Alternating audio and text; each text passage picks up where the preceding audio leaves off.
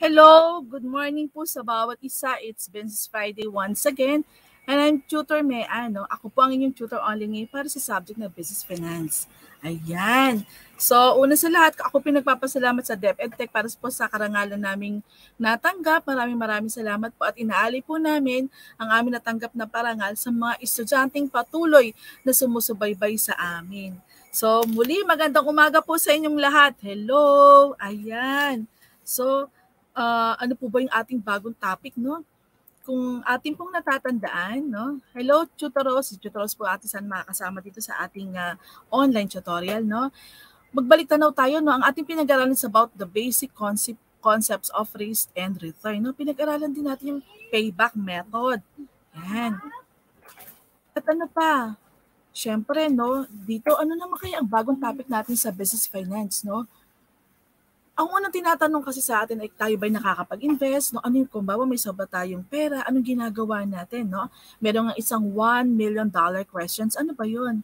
Yun ay kung meron ka daw na ₱1,000,000, ano ang gagawin mo at bakit?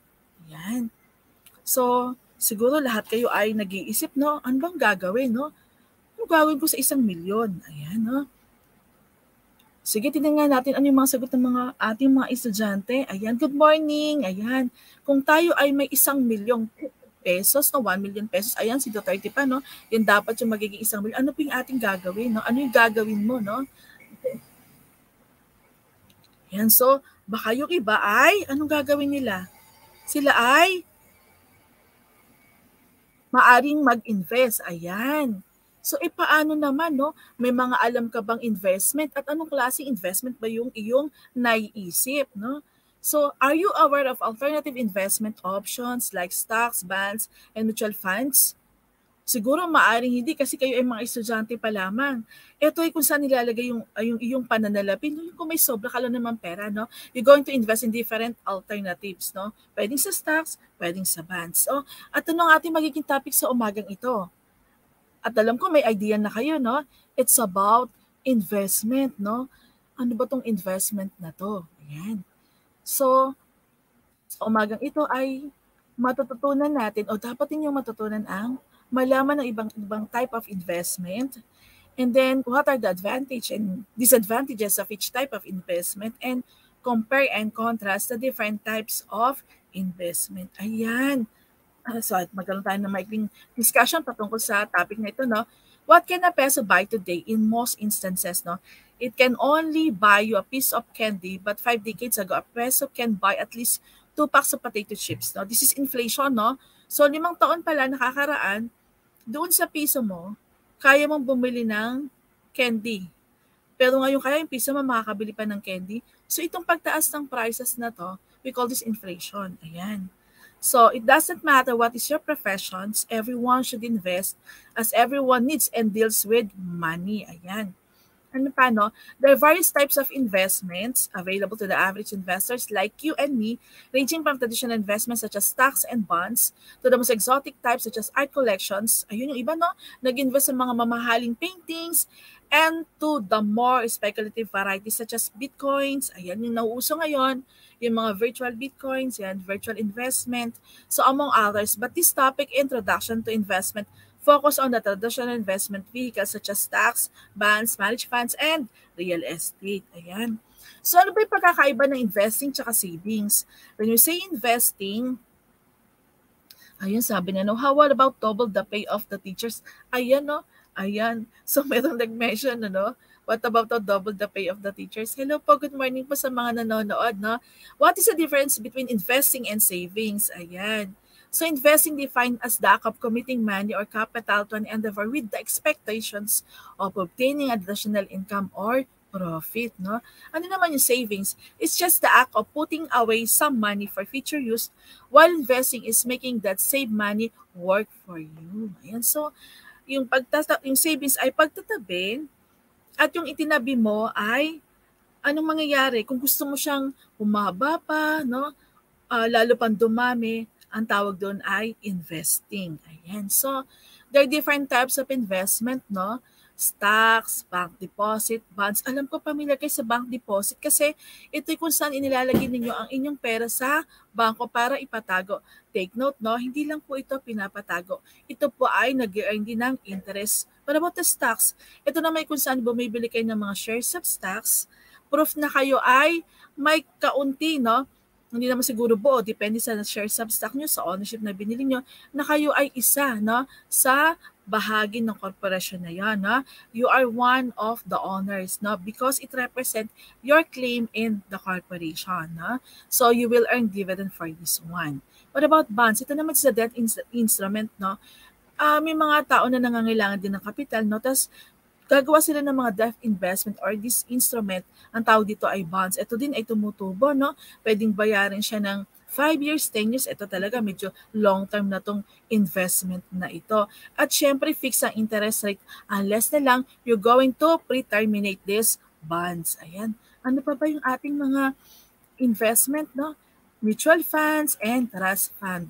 Ito naman ay kung saan inilalagak natin, ano, marami mga investor na nagsasama-sama sila, no, ine-invest yung pera nila doon sa isang fund, isang mutual fund, kung saan itong mutual fund naman na ito ay ini-invest din yung mga pera, no, sa iba't ibang investment, no, parang pooling, no, pinagsasama-sama tapos ikinakalat. We call that mutual funds, no.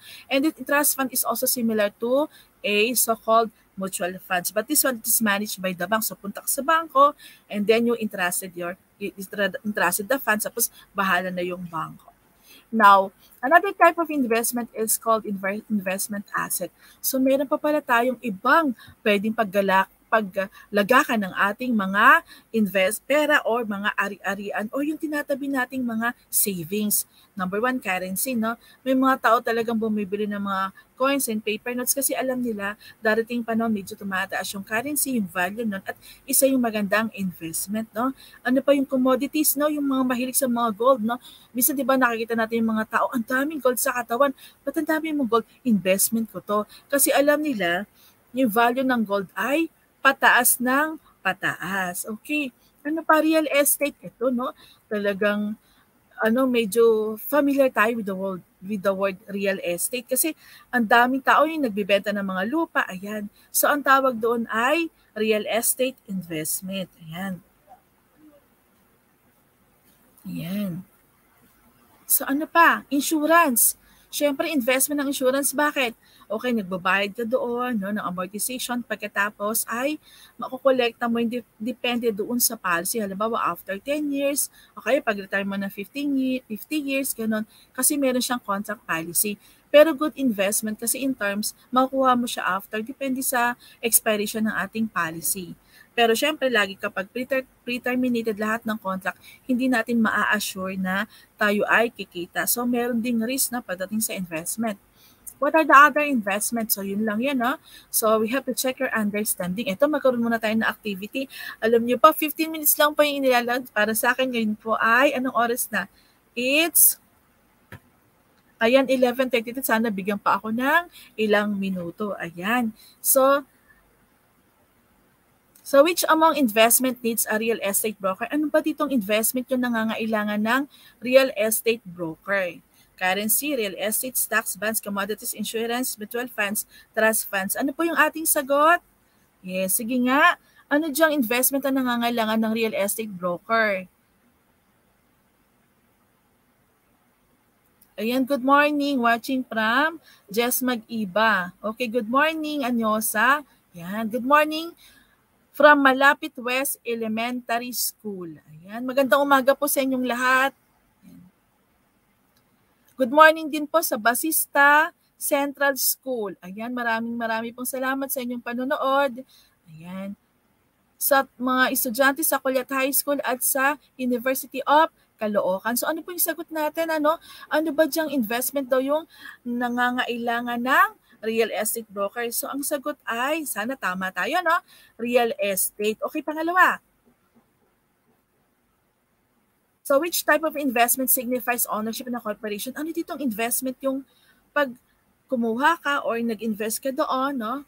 Ay parang isa kang bahagi ng corporation o ng kumpanya, okay? Ano kaya yun? Sige nga, which type of investment signifies ownership in a corporation? So sige, anong sagot natin?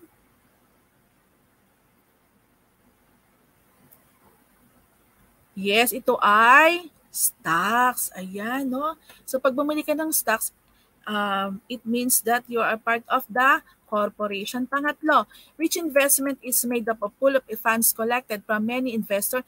Ano naman yung kayo ay nagsasama-sama ng mga investors, no? Lahat ng mga pera nilalakap ninyo, inalalagay nila sa isang mutual funds. Tapos itong mga nasa mutual funds na to ay kinakalat naman nila, dinidistribute yung mga pera sa iba't iba ding klase ng investment. Pwedeng sa stocks uli, pwedeng sa bonds. Ang tawag doon ay mutual funds. Ayan. So what are the advantage and disadvantage of this investment, no? So pag stock, syempre alam naman natin, this is unlimited upside. Ibig sabihin, may potential na tumaas yung value ng stocks, lalo na kapag yung isang company ay kumikita ng malaki. Anong disadvantage? Syempre, kahit paano meron ding risk doon na babagsak yung value ng stocks. Okay. So bank deposit, oo. This is a fixed income. Anong advantage nito? Ito talaga mag-earn ng interest kahit hindi mo galawin, no? Ano naman ang disadvantage nito? Siyempre, kapag nagsarado yung bangko, wala na yung iyong deposito. Ayan. Next ay, bonds. So, ano naman ang advantage ng bonds, no? Itong bonds ay mataas ang interest so far, no? Kaya lang kasi, anong magiging disadvantage nito? Depende, minsan nagkakaroon ng prevailing, no, pagbabago-bago ng interest rate, lalo na kapag tong bonds na to ay pre-terminated, kumbaga hindi pa talaga terminated yung kontrata ninyo, ay kumbaga gusto mo nang bayaran ka, so syempre you're going to suffer the risk. Ayan. Ano pa yung mutual funds? Anong advantage nito? Syempre kalat-kalat yung funds pagdating sa mutual funds. And then, although you're going to achieve instant diversification kasi sa sobrang kalat nun, may posibilidad na, of course, tumubo tong investment na to. Anong risk nito? Nagpa-fluctuate din ito sa depende sa value ng stock market. Kasi halimbawa yung mutual funds ninyo, nilagak ninyo sa stocks, yung value ng stock fluctuating yan. So, hindi natin masasabi. Isa yun sa mga risk and disadvantage itong mutual funds na to. What else? Yung trust fund, the same, no? Parehas lang po sila. And then we have the currency. Ayan, no? Advantage yung currency, actually, pag nagtabi ka ba ng pera, sa tingin mo, tutubo? Ganun ba yon? Hindi, ito yung mga taong nag-i-invest sa currency, no? Kasi alam nila yung value ng currency, lalo yung foreign exchange, nagpa-fluctuate yun, no? So, ang disadvantage nito ay, kailangan naka-monitor ka, naka-close monitor ka, no? Tinitingnan mo kung tumataas o bumababa yung value. O bukas, magkano na lang yung dollar, tapos magkano siya ngayon. Ayan, thank you, ayan. So, commodities, no? What are another types of investment? Anong advantage nito? Siyempre, kung tutuusin, maganda talaga tong mga commodities na to. Halimbawa, ginto, no? Talagang yung value nito tumatas, tsaka liquid to na madali naman talaga siyang ibenta, no? Ano naman disadvantage? Kailangan naka-monitor ka din dito kasi paiba-iba naman din yung value, no? Yung mga oil, no? So, minsan bababa, minsan tataas. Okay. So, we have the real estates. Ito talaga, medyo ang gandang kitaan ng real estate kasi pwede mo siyang ipaupa. Anong disadvantage nito? Medyo mahirap ibenta kapag real estates kasi mataas ang value. Siyempre, pag real estate, hindi naman 10,000 lang yan. Million ang halaga ng mga bahay at lupa. Ayan. So, insurance. Ayan na ng advantage pag nag-invest ka naman sa insurance. Of course, maganda kasi naka-insured ka na. Parang kahit anong mangyari, wag naman, parang secured ka na. Anong disadvantage nun? Kasi ang tagal mo siyang makuha, no? Ang nakalagay kasi dun sa policy, maliban na lang magkasakit ka or ganon. So, yun yung disadvantage, okay? Kung wala kang sakit, walang anumang napagkasunduan, wala kang makukuha, no? So, compare and contrast tayo, no? So, you can access bank deposit and bonds by going to bank and sign the necessary forms. No? Ano ba yung similarity and differences nito ng mga investment na to? Bank deposits and bonds, they both pupunta ka sa bangko. You have to sign the necessary forms, no? Siyempre, pag bank deposit, depende kung savings slip yung kailangan mo, kung yung time deposit slip yung kailangan mong gawin, you're going to open an account. Sa bonds naman, siyempre, this is a debt instrument, you have to sign forms about these bonds, no? Like stocks, bonds are issued as a way of raising funds. Ayan, stocks, bonds, there are both way of raising funds. No? Pag kailangan ng company ng capital, nag-issue sila ng bonds at nagbibenta sila ng shares of stocks. No? They can choose to issue either stocks or bonds in order to raise capital. Ayan. Another nothing, no? Bank deposits and bonds suffer risk if not held until maturity. No? Same thing, yung bank deposit tsaka bonds, pares po siyang may interest. But they were going to suffer both risk kapag tong bank deposit and bonds are pre-terminated. Ibig sabihin, hindi nag-lapse yung kanyang, kumbaga yung kanyang expiration. Or sa bank deposit, dapat nag-time deposit ka ng 6 months, kailangan mo na yung pera. Gusto mo siyang i-withdraw agad-agad. So anong mangyayari? You will suffer the interest. Ayan. But both enjoy fixed income. Now, type of investment like stocks, real estate, investment are providing capital and investment. Ayan. Activity natin, rearrange the following words or phrases, no? So, samahan ninyo ako dito sa anagram na ito, no? So, number 1, okay, ano ba to, no? Sige nga, ano ba ang right word dito? Medyo jumble word to, no? So, rearrange po natin. Ang clue natin, this is a type of investment. Ayan.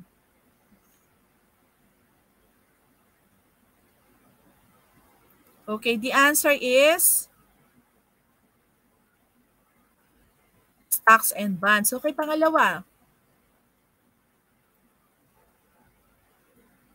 Okay, anong investment ito? Ayan. Okay, tingnan natin. Yes, very good. Sabi ni Briones, this is mutual funds. Ayan.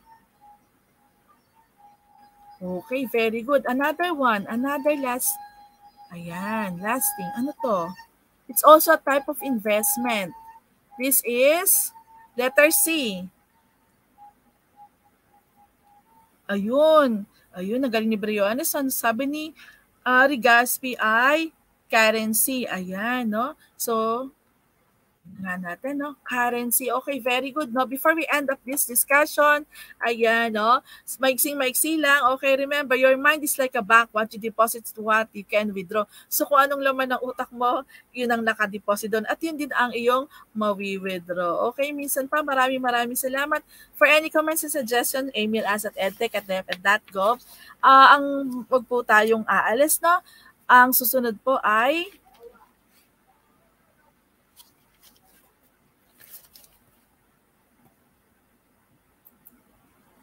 ayan, no? So, magkita-kita po ulit tayo, no? Yan.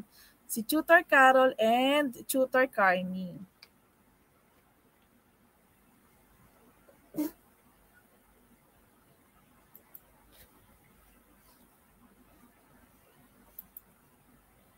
So, minsan pa, maraming salamat sa inyo. Dito po magtatapos ang ating subject na Business Finance. Muli, magkita-kita po tayo next week at magandang umaga sa inyong lahat. Paalam!